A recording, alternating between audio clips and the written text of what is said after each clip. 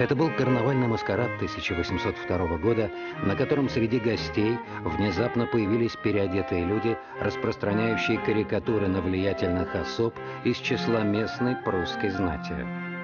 Той же ночью в Берлин был отправлен донос, и началось расследование. Начальство быстро разобралось, что за всем этим стояла группа молодых правительственных чиновников, которой принадлежал Гофман. Дорого обошелся ему этот бал. Вместо ожидаемого повышения перевода в Берлин его выслали в провинциальный город Плотск. Уже подписанный документ о получении Гофманом ученой степени кандидата наук был аннулирован.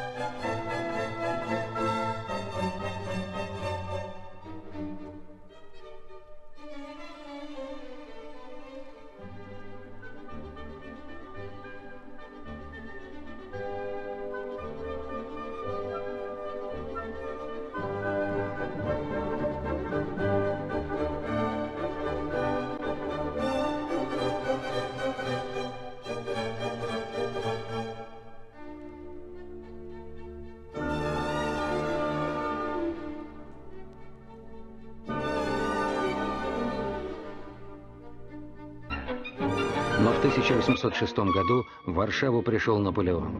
Все оборвалось. Несчастья следовали одно за другим. Прусские чиновники были уволены. Не имея средств на содержание семьи, он отправил дочку с женой в Познань к ее родным, а сам собирался ехать в Вену. Но новая власть отказала в выдаче паспорта.